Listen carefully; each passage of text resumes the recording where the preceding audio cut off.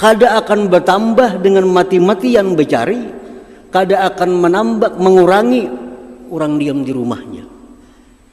Nya diam di rumah kada sing keluaran, kada berkurang. Tetap akan sampai kepadanya 10 miliar kalau itu sudah digariskan oleh Allah Subhanahu wa taala. Cara penyampaiannya Allah yang akan mengaturnya sedemikian rupa.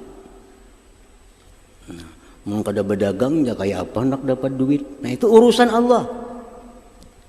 Allah kita membuka hati kita demi Tuhan berdagang. Nah, berdaganglah kita. Dagang dapatlah untung kita, itulah rezeki kita. Jadi jangan risau. Urusan rezeki jangan risau. Masing-masing orang sudah dijatah oleh Allah dan pasti sampai kepada kita dengan cara sampainya diatur oleh Allah Subhanahu wa taala. Ada orang diberi Tuhan rezeki 10 miliar, umur 60 tahun. Umur 60 tahun. Umur sudah 50 tahun. Kada pernah berduit 1 miliar lagi. Tapi pada ilmu Allah, orang ini dapat 10 miliar kada mati bila kada dapat 10 miliar. Umur 60 tahun diberi Tuhan. 50 tahun dah umur belum 1 miliar lagi bisi duit. Umur 55 tahun belum 1 miliar lagi bisa duit. Nah begitu orang ini sampai parak 60 tahun dapat mendulang berlian, dijual 9 miliar sekian. Habis dapat berlian mati orangnya. Habis itu. Ada orang yang dipol Allah waktu muda dari jatahnya. Umur 60 tahun diberi jatah 10 miliar. Lagi masih muda beri Tuhan 1 miliar, umur 30 1 miliar, umur 40 1 miliar. Habis duitnya, umur 50 minta-minta kada sing duitan lagi. Jadi urusan rezeki itu kada bertambah dengan banyaknya usaha. Urusan rezeki kada berkurang dengan diam di rumah. Sebab sudah ditakdirkan oleh Allah, dibagi jatah oleh Allah, cara penyampaiannya kepada kita diatur sedemikian rupa.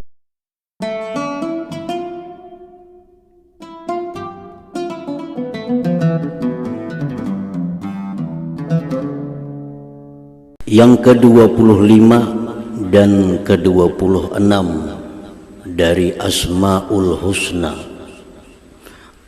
ialah Al-Mu'izz Al-Mudhill. Al-Mu'izzu Al-Mudhill. Imam Al-Ghazali rahimahullah menjelaskan tentang makna dari dua nama ini. Al-Mu'izzu Al-Mudhillu huwa alladhi yu'til mulka man yasha wa yaslubuhu mimman yasha yu'izzu man yasha wa yudhillu man yasha. Dialah yang memberikan kerajaan atas orang-orang yang dia kehendaki, dan dia pula yang mencabut kerajaan itu atas orang-orang yang dia kehendaki. Dia memuliakan orang yang dia kehendaki dan dia yang menghinakan orang yang dia kehendaki. Nah itulah Al-Mu'izzu Al-Mudhillu, yang memberikan kerajaan kepada seseorang, maka dia muliakan orang itu. Dia mencabut kerajaan, maka dia hinakan orang itu. Para muhibbin rahimakumullah, dimaksud dengan kerajaan itu bukan kerajaan yang sifatnya seperti kerajaan duniawi, seperti raja-raja yang kita kenal. Yang dimaksud dengan kerajaan itu kerajaan yang lebih dari itu. Kerajaan itu orang yang diberi Allah dinamakan raja. Dimaksud raja di sini bukan hanya sekedar raja dunia, tetapi disebut dengan kerajaan di sini raja dunia dan akhirat. Nah, orang yang Allah muliakan itu orang yang diberi Allah kerajaan dunia dan akhirat. Orang yang Allah hinakan itu orang yang dicabut kerajaan dunia dan akhirat. Jadi pengertian raja itu bukan hanya sekedar raja di dunia, tapi kedua-duanya raja dunia dan akhirat. Nah, para muhibbin rahimakumullah. Al-Malikul Hakiki man rafa'ahu Allahul hijab an qalbihi fasyahadallahu ta'ala wa razaqahul qana'ah hatta staghna biha an khalqihi wa qawwahu ala qahri sifati nafsihi walladhi atahul mulka wa a'azzahu fid dunya wal akhirah. Nah, bagaimana orang yang diberi Allah kerajaan dunia akhirat ini? Orang yang diberikan Allah kerajaan dunia akhirat itu orang yang diberi Allah 3 hal. Apabila 3 hal ini diberikan Allah kepada hambanya, maka hamba ini menjadi raja dunia akhirat dan dimuliakan Allah dunia dan akhirat. 1, Allah berikan dia rafa'ahul hijab an qalbi. Allah angkat dinding hatinya sehingga dia hatinya itu bisa menyaksikan perbuatan Allah Subhanahu wa ta'ala pada tiap-tiap sesuatu. Nah, itu pertama. Allah angkat dinding hatinya sehingga hatinya bisa melihat Allah, bisa melihat perbuatan Allah pada segala sesuatu. Dan perbuatan Allah itu tidak pernah sunyi daripada hikmah, karena tidak ada perbuatan Allah yang sia-sia. Nah, pertama itu. Selama ini kita memandang sesuatu itu manusia. Kita pandang mata itu manusia, pandangan hati pun itu adalah manusia. Kita melihat langit, mata kita melihat langit, hati kita pun melihat langit. Itu contoh hati yang terdinding. Kita melihat si fulan orang yang salih, hati kita pun melihat fulan itu orang yang saleh. Ini contoh hati yang terdinding. Allah angkat dinding itu. Lalu hati ini beda dengan penglihatan mata zahirnya. Beda. Begitu melihat orang yang taat kepada Allah, mata ini melihat bahwa itu orang taat kepada Allah, tapi hatinya melihat itu adalah ciptaan Allah Subhanahu wa ta'ala. Begitu mata ini melihat orang yang maksiat kepada Allah, hatinya melihat bahwa itulah ciptaan Allah. Nah, ini contoh hati yang sudah terangkat dinding. Melihat kambing, mata melihat bahwa itu kambing, tapi hatinya melihat bahwa kambing itu adalah ciptaan Allah. Nah, itu contohnya. Orang yang diberi Allah kerajaan dunia akhirat itu, pertama Allah angkat dinding dari hatinya, sehingga hatinya tidak melihat sesuatu selain Allah Subhanahu wa ta'ala. Walaupun matanya melihat macam-macam, tapi hatinya satu, itu ciptaan karya dari Allah Subhanahu wa ta'ala. Dan setiap perbuatan Allah tidak pernah sunyi daripada hikmah. daripada hikmah.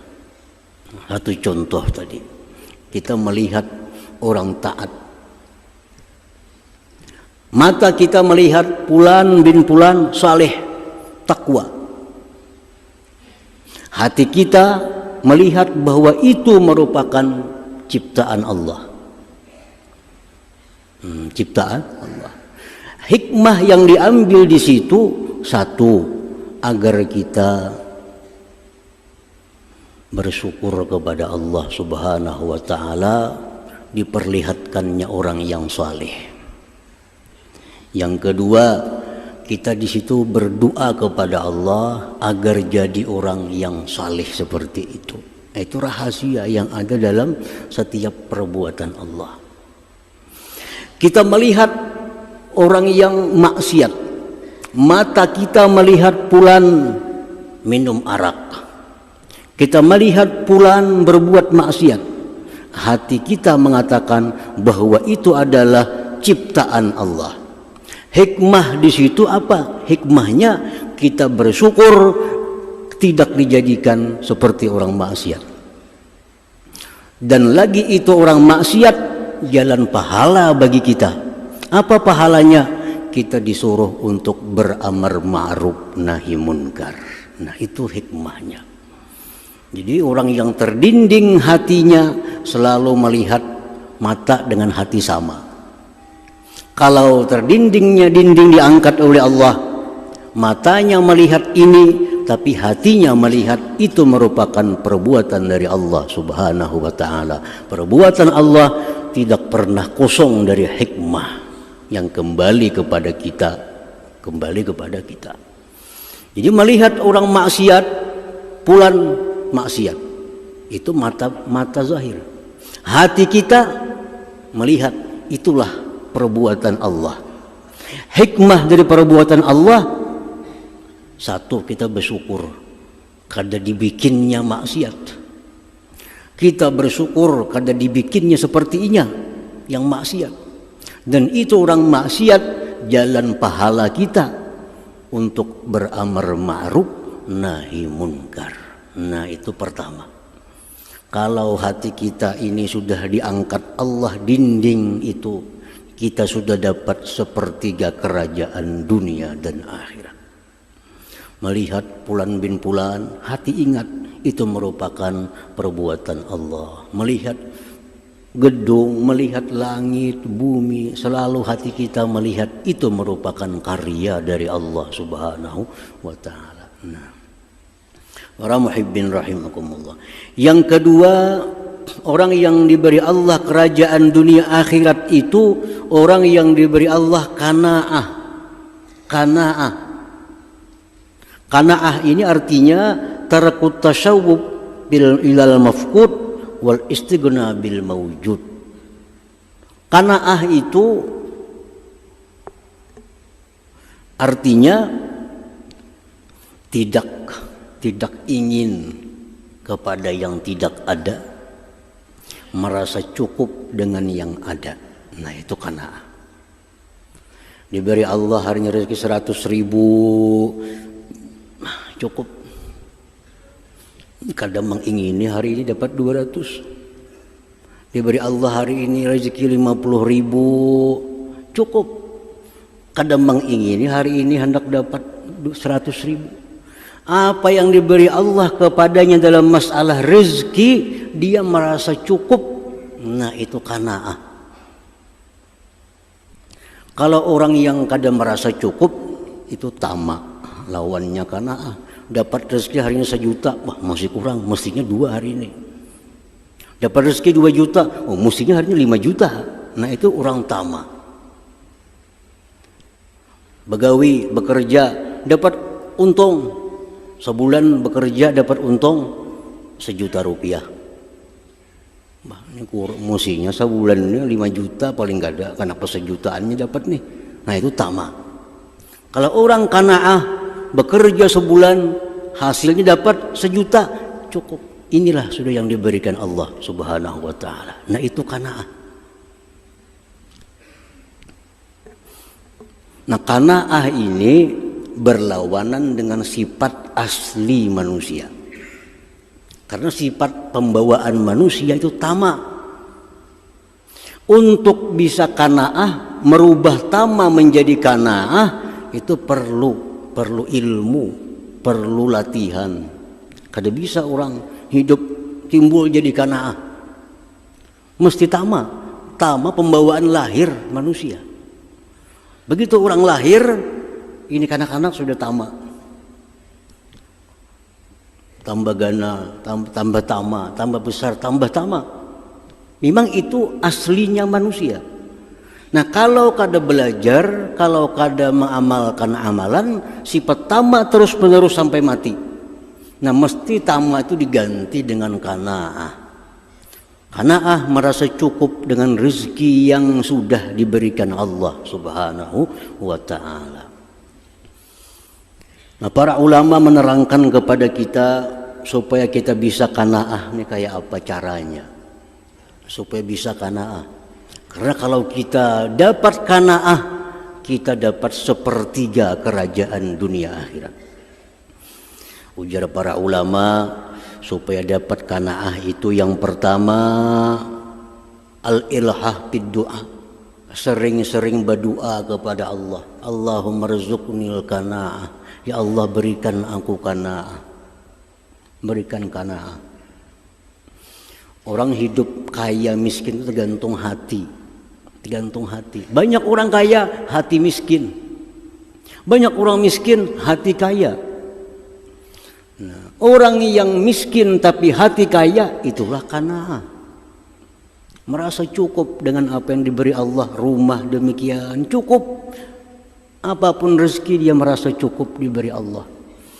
Nah, berdoa lawan Tuhan. Ya Allah, berikanlah hamba sifat qanaah, berikanlah hamba sifat qanaah. Rancak-rancak seringkali berdoa dengan qanaah itu. Nah, kemudian lagi supaya kita bisa qanaah itu al-iman bi annal arzaq muqaddarah maksumah.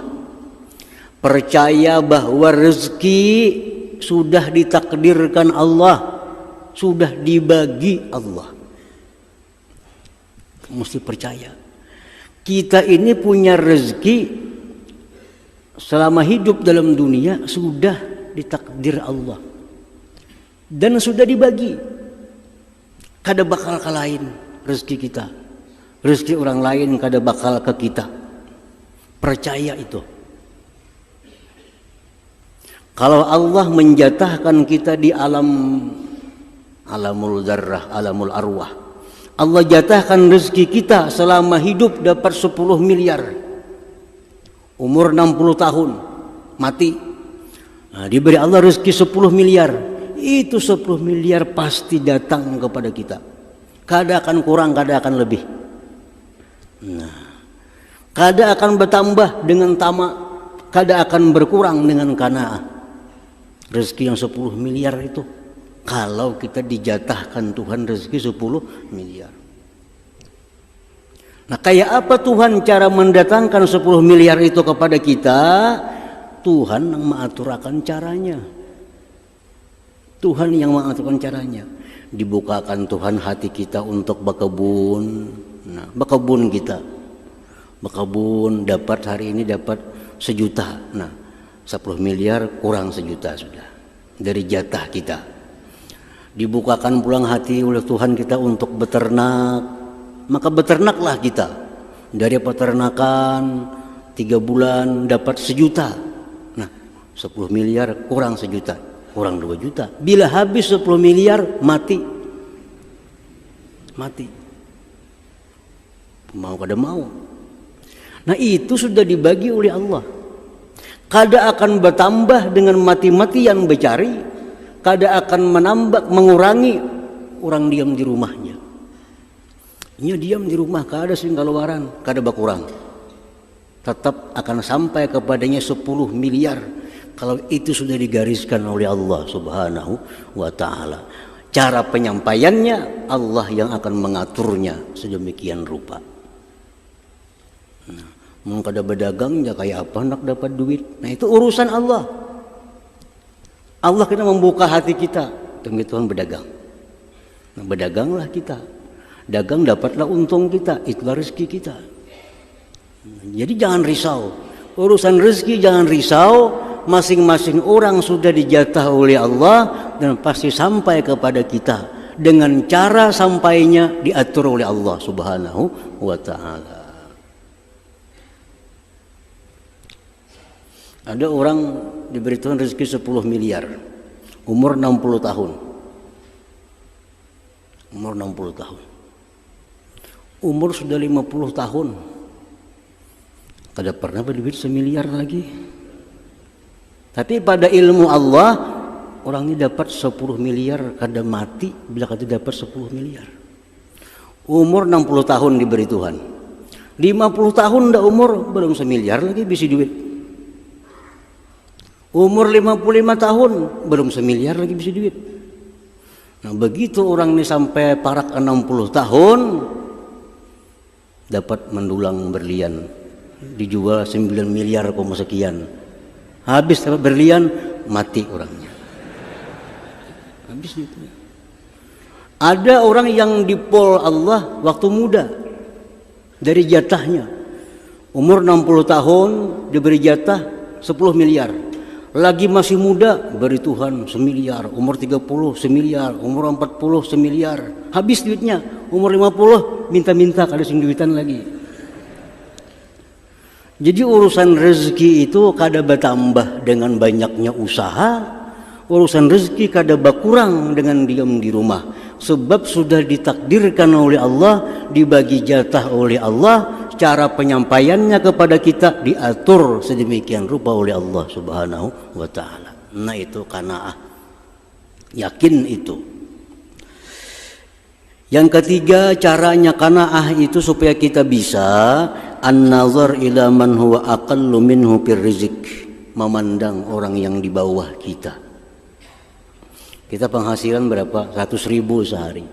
Supaya rasa puas 100.000 ini, lihati tetangga 50 lagi sehari dapat. Asa puas 100.000. Lihati sebelah kiri kan berapa hasil sehari? 30.000. Wah banyak 100.000. Jadi pandangi orang-orang yang rezekinya di bawah dari kita. Pandangi itu. Kalau kita memandang orang yang rezekinya 1 juta, 2 juta, wah hidup kita kadang mau qanaah, selalu mencari hendak kaya orang itu. Jadi jar Nabi dalam sebuah hadis, unzuru ila man asfala minkum wala tanzuru ila man fawqakum. Pandang orang yang di bawah, jangan mandang ke atas, supaya hidup nyaman, supaya hidup tenang, supaya bisa qanaah.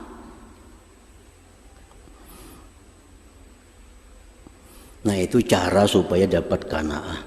Nah kalau sudah qanaah ini kita dapat, berapa diberi Tuhan hari ini, alhamdulillah cukup puas. Diberi Tuhan isok sekian, cukup puas. Nah, apa faidahnya orang yang bersifat qanaah ini? Satu faidahnya, nailu mahabbatillah, dia dapat titel kekasih Allah. Nah, kasih Allah. Yang kedua, orang yang bersifat amanah ini tanda sempurna iman. Tanda sempurna. Ini orang sempurna iman. Imannya sudah yakin rezeki kada bertambah dengan tamak, rezeki kada berkurang dengan qanaah. Yang ketiga, orang qanaah itu ya'isu hayatan thayyibah, hidupnya senang. Orang qanaah hidupnya senang, kada susah. Kenapa? Karena dia merasa puas dengan yang sudah diberikan Allah Subhanahu wa ta'ala. Selanjutnya lagi, orang yang qanaah itu tajribul mahabbah bainan nas, dia menarik simpati orang. Orang bersifat qanaah ini disukai orang, disukai manusia. Kawan-kawan suka kalau kita bisa kawan nang qanaah ini. Coba kalau kawan kita ini tamak, kita yang susah. Nah kalau kawan kita qanaah, semua orang suka, orang qanaah. Sebab apa? Karena ia merasa cukup dengan apa yang diberi Allah Subhanahu wa ta'ala. Dan lagi orang yang qanaah itu terhindar daripada dengki kepada orang lain. Maulah dengki orang qanaah. Seorang dapat 100.000, alhamdulillah 100.000. Sebelah dapat 1 juta, kan ada apa-apa. Aku sudah cukup 100.000. Coba kalau orang tamak, dapat 100.000, sebelah orang dapat 1 juta, wah sakit hati. Berusaha berhimat kayak apa cara supaya dapat 1 juta. Dapat 1 juta, orang dapat 2 juta, sakit hati pulang. Sampai mati sakit hati aja. Ini orang yang dalam dirinya ada sifat dengki. Kenapa dengki? Karena tamak, kada mau qanaah. Coba qanaah, kada akan ada dengki itu. Nah, para muhibbin rahimakumullah. Yang ketiga, Allah kuatkan dia untuk mengalahkan sifat-sifat yang ada pada dirinya. Nah, 3 hal. 1, diangkat Allah dinding hatinya. Yang kedua, diberi Allah qanaah. Yang ketiga, Allah kuasakan mengalahkan nafsunya, sifat dirinya. Maka orang ini orang yang dianggap oleh Allah raja dunia dan akhirat. Sudah raja di dunia dan raja di akhirat. Orang yang kawa bisa mengalahkan sifat dirinya itu, contoh sifat diri ini pertama jahil. Kada ada manusia lahir alim tuh, kada ada. Lahir jahil bawaan dalam parut jahil. Nah, orang yang diperkuat Allah mengalahkan jahil ini, dia menuntut ilmu. Nah, aku kada tahu ini menuntut ilmu sampai dia bisa menghilangkan jahil dalam dirinya. Itu pembawaan diri. Yang kedua, sifat diri ini al-bukhlu, kikir. Kekanakan tuh papainannya dijapa aja sariknya. Kekanakan tukarakan memuturan, tukarakan menikah, isinya. Hanya dijapa ada sariknya. Memang itu sifat asli manusia, kikir. Kadang-kadang manusia hidup langsung jadi pemurah, pasti kikir. Nah, untuk mengalahkan kikir ini supaya jadi pemurah itu perlu ilmu, perlu latihan. Nah, jadi yang asalnya jahil jadi berilmu, yang asalnya kikir jadi pemurah, yang asalnya sombong jadi tawadhu, yang asalnya dendam jadi pemaaf. Nah, orang yang bisa mengalahkan dirinya itu berarti dia sudah dapat lagi 1/3 kerajaan dalam dirinya. Nah, jadi kalau kita ini sudah bisa macam itu, kita jadi raja. Siapa nama dah akan raja? Allah Subhanahu wa ta'ala. Kalau Allah mengatakan bahwa kita raja, kita mulia dunia akhirat. Nah, Allah berikan kerajaan kepada hamba yang dia kehendaki, tapi bisa Allah cabut kerajaan itu bagi orang-orang yang dia kehendaki. Nah, para muhibbin rahimakumullah. Jadi selama ini kita melihat sesuatu, zahir batin kita sama, karena hati terdinding. Jadi hati menuruti mata. Mata melihat itu kambing, hati pun kambing. Nah, mata melihat sapi, hati pun umpat sapi. Karena hati kita buta, terdinding. Kalau dinding sudah disingkap oleh Allah, mata zahir melihat kambing, hati melihat itu merupakan bikinan Allah Subhanahu wa ta'ala. Hati mata zahir melihat itu bulan purnama, hati kita karena sudah terangkat dinding, itu ciptaan Allah Subhanahu wa ta'ala. Melihat orang yang taat, melihat orang yang maksiat, hatinya selalu melihat bahwa itulah yang dibuat oleh Allah Subhanahu wa ta'ala. Nah, itu pertama, qanaah tadi. Ketiga, bisa mengalahkan sifat-sifat dirinya. Orang yang 3 sifat ini raja dah. Raja. Orang yang dimuliakan Allah Subhanahu wa ta'ala. Wa man tami'a wa jahila wa hujiba qalbuhu 'anillah faqad azallahu Allah. Orang yang bersifat tamak, orang yang bersifat jahil, orang yang terdinding hatinya. Inilah contoh orang yang dihinakan oleh Allah Subhanahu wa ta'ala. Ini orang yang dihinakan Allah. Dia tamak, dia banyak kada tahu hukum Allah, dan terdinding hatinya daripada menyaksikan Allah. Ini contoh orang yang dihinakan oleh Allah Subhanahu wa ta'ala. Nah, al-mu'min bismillahil mu'izzi wal muzil, orang yang beriman dengan nama Allah yang memuliakan dan menghinakan. Kita percaya bahwa Allah jualah yang bisa memuliakan orang, yang bisa menghinakan orang. Kita beriman. Nah, kalau kita beriman kepada itu, ayyu'izza man a'azzahullah, bahwa dia mesti memuliakan orang yang dimuliakan Allah Subhanahu wa ta'ala. Memuliakan orang yang dimuliakan Allah sama memuliakan Allah Subhanahu wa ta'ala. Memuliakan orang yang dicintai Allah sama dengan memuliakan Allah Subhanahu wa ta'ala. Nah, kalau kita beriman kepada Al-Mu'izz, kita mesti memuliakan orang-orang yang dimuliakan Allah. Siapa yang dimuliakan Allah? Orang yang diberinya kerajaan tadi. Orang yang diberinya kerajaan tadi.